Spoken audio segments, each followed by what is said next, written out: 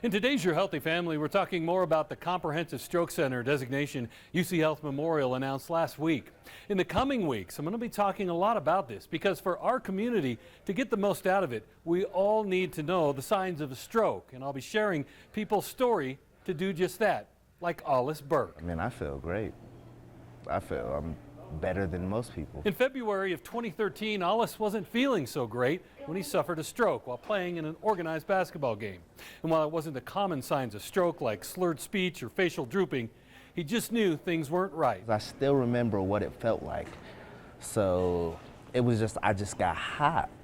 Like, it's not like a pain or anything. I just was hot and was like, hey, I'm really hot. That's how I knew something was wrong, because I called timeout. I told my coach, I was like, hey, I don't feel good. So the last thing I remember that night is when I dropped the water bottle and I passed out. Ollice was in a coma for 13 weeks at Memorial. When he woke up, he couldn't walk and he was having trouble talking.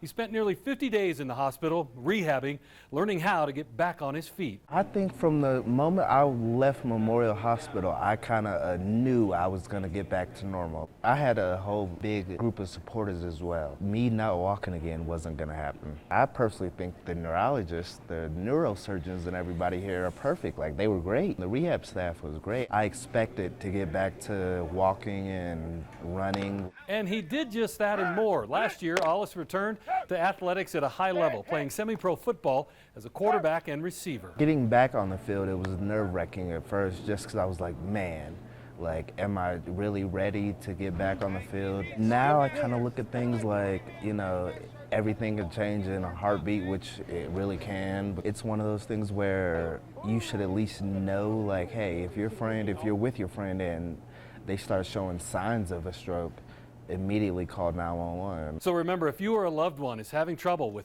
balance, eyesight, facial drooping, arm weakness, or slurred speech, it's time to call 911. For Your Healthy Family, I'm Ira Cronin. For more health stories, head to yourhealthyfamily.com.